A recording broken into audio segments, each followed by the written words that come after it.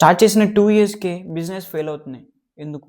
చేయాల్సినవన్నీ చేస్తున్నాం కానీ బిజినెస్‌లో సక్సెస్ రావట్లేదు. నా ప్రొడక్ట్ క్వాలిటీ సూపర్ ఉంది. ఎక్సలెంట్‌గా ఉంది కానీ సేల్స్ అవ్వట్లేదు.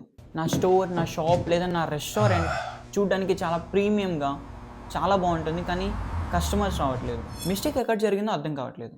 సో, మిస్టేక్ ఎక్కడ జరుగుతుంది?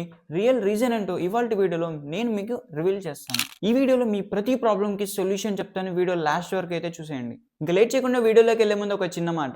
లైఫ్‌లో ఎంతో ఇంపార్టెంట్ అయిన finance education, money topics, business growth గురించి, లేకపోతే స్టాక్ మార్కెట్ గురించి, మార్కెటింగ్ స్ట్రాటజీస్ గురించి మీరు తెలుసుకోవాలి అనుకుంటే అండ్ తెలుసుకోవడం కూడా చాలా ఇంపార్టెంట్ లైఫ్‌లో. అండ్ ఈ కాంపిటీషన్ వరల్డ్‌లో మనీ టాపిక్ తెలుసుకోవడం చాలా ఇంపార్టెంట్. సైడ్ హజిల్స్ అనేది చాలా ఇంపార్టెంట్. సైడ్ బిజినెస్ అనేది చాలా ఇంపార్టెంట్. సో, కిందున్న సబ్స్క్రైబ్ బటన్‌ని గుద్దేయండి. లేదంటే చాలా ఇంపార్టెంట్ టాపిక్స్‌ని మీరు మిస్ అయిపోతారు. అండ్ టాపిక్‌లోకి వస్తే బిజినెస్ స్టార్ట్ చేయాలనుకుంటారు. ఒక ఐడియా ఆలోచిస్తారు. మార్కెట్ చూస్తారు.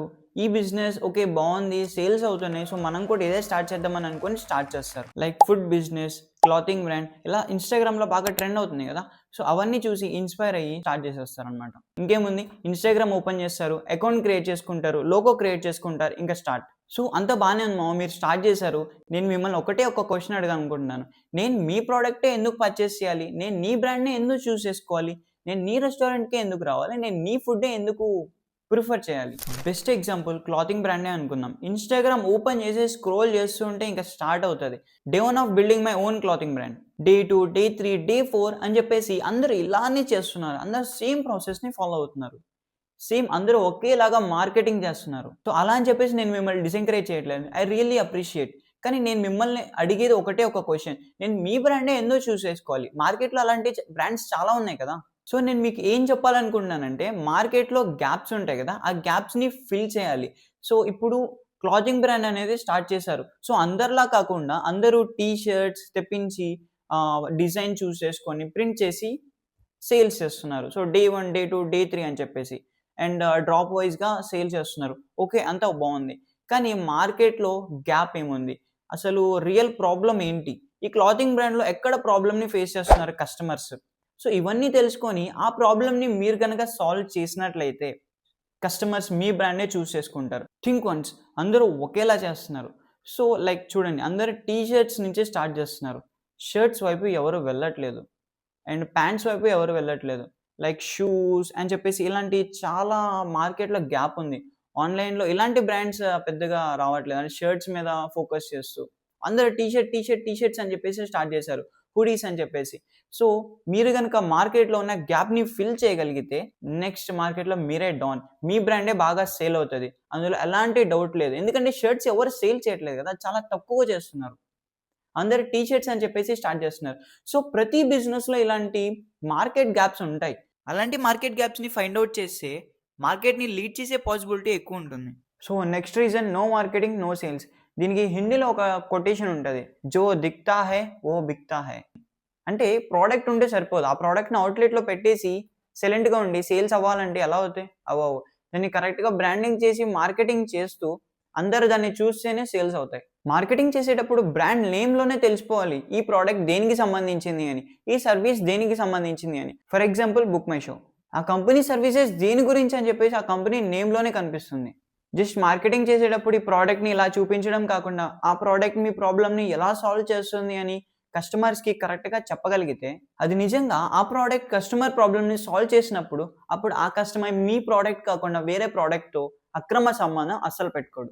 అంత లాయల్‌గా ఉంటారు. కానీ గుర్తుపెట్టుకోండి ఆ ప్రాబ్లమ్ సాల్వింగ్ కూడా unique and better then competitors ఉండాలి. మార్కెటింగ్‌కి ఎంత పవర్ ఉందంటే ఆ ప్రొడక్ట్ ఓఆర్ఎస్ వాడు లైక్ వాటర్‌లో షుగర్ కలిపేసి ఇది హెల్తీ డ్రింక్ సిక్ టైమ్‌లో, ఫీవర్ వచ్చిన టైమ్‌లో ఈ ఓఆర్ఎస్ తాగితే కొంచెం స్టామినా వస్తది, హెల్తీగా ఉంటారు, యాక్టివ్‌గా ఉంటారు అని చెప్పేసి మార్కెటింగ్ చేసి సేల్ చేసేసాడు. యాక్చువల్లీ రియాలిటీకొచ్చేసరికి మన తెలుగు డాక్టర్ వచ్చేసి ఈ ఓఆర్ఎస్ అంత మంచిది కాదు. హెల్త్‌కి అస్సలు మంచిది కాదు. పిల్లలకి అస్సలు ఇవ్వకూడదు. లైక్ హెల్త్ బాలేని టైంలో అస్సలు యూజ్ చేయకూడదు. ఈ ఓఆర్ఎస్ కిల్స్ యూ. ఎందుకంటే అది షుగర్ గదా! That is the power of marketing. పాయిజన్‌ని కూడా అమృతం అని చెప్పేసి ఆ ప్రొడక్ట్ పేరు అమృతం అని రాసేసి ప్రైస్ కూడా డబుల్ చేసేసి సేల్ చేసే అంత పవర్ ఉంటది. అంటిల్ ఆ ప్రొడక్ట్ గురించి రియాలిటీ బయటికి తెలిసినప్పుడు కంపెనీ మొత్తం మూసుకోవాల్సిందే. సో బెటర్ ఏంటంటే మీ ప్రోడక్ట్ సూపర్ ఎక్సలెంట్ ఉన్నప్పుడు కరెక్ట్గా మార్కెటింగ్ చేయగలిగితే మీ సేల్స్ని ఎవరు ఆపలేరు. అండ్ ఈ మార్కెటింగ్ అనేది కూడా చాలా పెద్ద కాన్సెప్ట్. దీని మీద కూడా వీడియో చేస్తాను, అసలు మిస్ చేసుకోకండి. Next reason founder burnout. ప్రతి బిజినెస్ మ్యాన్, ప్రతి ఫౌండర్ ఫేస్ చేసే మెయిన్ ప్రాబ్లం ఇదే. బిజినెస్ స్టార్ట్ చేసినప్పుడు నువ్వే ఫౌండర్, నువ్వే సీఈఓ, నువ్వే సేల్స్ మెన్, నువ్వే అకౌంటెంట్, నువ్వే మార్కెటర్, అన్నీ నువ్వే అవుతావు. అన్ని వర్క్స్ నువ్వే చేసుకుంటే నీ బిజినెస్ని స్కేల్ చేయడం గురించి ఎవరు ఆలోచిస్తారు? మార్కెట్ని కరెక్ట్గా అబ్జర్వ్ చేయడం కూడా చాలా కష్టం అయిపోతుంది. ఎంతో బిగినర్ అయినా సరే ఒక సిస్టమ్ లేకుండా బిజినెస్ని గ్రో చేయడం అనేది చాలా కష్టం. సిస్టమ్ చాలా చాలా చాలా క్రూషియల్ రోల్ అనేది ప్లే చేస్తుంది అనమాట. అయితే ఇప్పుడు సిస్టమ్ని ఎలా బిల్డ్ చేయాలనేది ఎక్స్ప్లెయిన్ చేయాలంటే అది ఒక సపరేట్ వీడియో చేయాల్సి ఉంటుంది. ఎందుకంటే అది చాలా పెద్ద కాన్సెప్ట్. లైక్ ఆటోమేషన్స్ అని చెప్పేసి చాలా ఉంటాయి. సో నేను మీకు సపరేట్గా ఒక వీడియో చేస్తాను, డోంట్ మిస్ ఇట్. బికాస్ సిస్టమ్ని బిల్డ్ చేయడం చాలా ఇంపార్టెంట్. అది మీరు బిజినెస్ స్టార్ట్ చేయడం ఎంత ఇంపార్టెంటో, దాన్ని సేల్ చేయడం ఎంత ఇంపార్టెంటో మీ ప్రోడక్ట్ లేదా మీ సర్వీసెస్ని, సిస్టమ్స్ని బిల్డ్ చేయడం కూడా చాలా చాలా చాలా important. It plays a very crucial role in your business. Without automations, without system, it never grows. Remember. అంటే మీరు అనొచ్చు, మాకు తెలుసులే మా అన్నీ మనమే చేసుకోకూడదని. కానీ హైర్ చేసుకోవడం వల్ల మనం పే చేయాల్సి ఉంటుంది కదా. అసలు స్టార్టింగ్లో ఉన్నాం, మనం హైర్ చేసుకొని రన్ చేసుకోవడం వల్ల బడ్జెట్ ప్రాబ్లం అవుతుంది, చాలా రిస్కీ కూడా. అది నిజమే.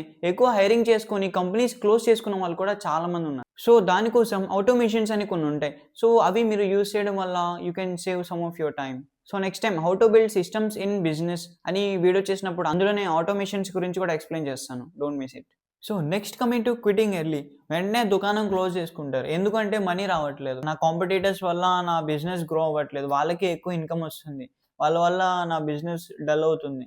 ఇలాంటి చిన్న చిన్న రీజన్స్ బిజినెస్ క్లోజ్ చేసుకుంటారు. ఫెయిల్యూర్ ఎప్పుడు వస్తుంది అంటే వెన్ యూ క్విట్. నువ్వు క్విట్ అవ్వనంత వరకు నువ్వు ఫెయిల్ అవ్వనట్టే. బిజినెస్ ఎంత డౌన్లో రన్ అవుతున్నా సరే ఏదో ఒక్క పాయింట్ దగ్గర నీకు ఒక ఛాన్స్ ఉంటుంది. ఆ ఛాన్స్ని క్యాచ్ చేయడం చాలా ఇంపార్టెంట్. బిజినెస్ ఇంప్రూవ్ చేయడం అంటే ఏం లేదు మావా. సో నీ మిస్టేక్స్ ఏదైతే ఉందో ఆ మిస్టేక్స్ని అబ్జర్వ్ చేసి ఇంప్రూవ్ చేసుకుంటూ వెళ్ళాలి. సేమ్ ప్రాసెస్ ఫాలో అవుతూ ఉండాలి. నేను పైన చెప్పిన పాయింట్స్ కరెక్ట్గా ఫాలో అయితే మీ బిజినెస్లో ఉన్న ప్రోడక్ట్ లేదా సర్వీసెస్ 100% పర్ఫెక్ట్గా ఉంటే no one can stop you. మీ సేల్స్ డెఫినెట్లీ ఇంక్రీజ్ అవుతాయి. గుర్తుపెట్టుకోమావా, కన్సిస్టెన్సీ బీట్స్ టాలెంట్. నెక్స్ట్ బిజినెస్లో important reason emotional decisions.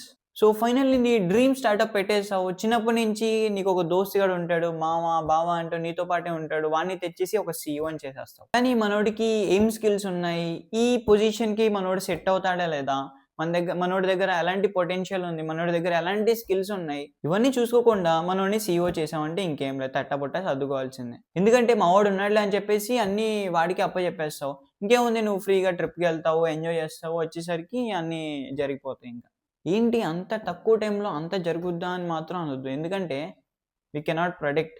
Competition చాలా ఉంది. ఈ కాంపిటీషన్ వరల్డ్లో సర్వైవ్ అవ్వాలంటే ఎవ్రీడే డేటా అబ్జర్వ్ చేస్తూ ఉండాలి. ఎవ్రీడే ఇంప్రూవ్మెంట్ ఉందా లేదా, కరెక్ట్గా జరుగుతుందా లేదా అని అబ్జర్వ్ చేయాలి. అదంతా CEO చేసే పని. ఇప్పుడు ఈ వీడియో షేర్ చేసి మీ ఫ్రెండ్ అడగండి, మావా నువ్వు చేయగలవా లేదా. ఇప్పటి నుంచి నువ్వు స్కిల్స్ అన్ని ఇంప్రూవ్ చేసుకో, అన్ని పర్ఫెక్ట్ అయినప్పుడే చెప్పు, మనం స్టార్ట్ చేద్దాం. నువ్వే CEO అని చెప్పండి. సో ఎంతో బడ్జెట్ పెట్టేసి ఒక యాడ్ క్యాంపెయిన్ని స్టార్ట్ చేస్తారు. So by mistake some reasons వల్ల అది ఫెయిల్ అవ్వచ్చు. Okay, change the strategy and do it again. చాలా లాస్ వచ్చేసింది, చాలా అమౌంట్ పెట్టేసాము, మళ్ళీ చేస్తే మళ్ళీ లాస్ వస్తుందేమో అని చెప్పేసి మీరు ఎమోషనల్గా ఆలోచిస్తే అది అవ్వని పని. బిజినెస్ అంటేనే రిస్క్ టేకింగ్. సో బిజినెస్లో మెయిన్ థింగ్ ఒకటి గుర్తుపెట్టుకోవాల్సింది ఉంది. Business runs on numbers, not on emotions. So మా ఫ్రెండ్ అని చెప్పేసి మీరు తెచ్చుకుని CEO చేసేసి, మనోడే అని చెప్పేసి మీరు షేర్స్ ఇచ్చేసి అలా ఇలా చేస్తే చాలా ప్రాబ్లమ్స్ని మీరు ఫేస్ చేయాల్సి ఉంటుంది.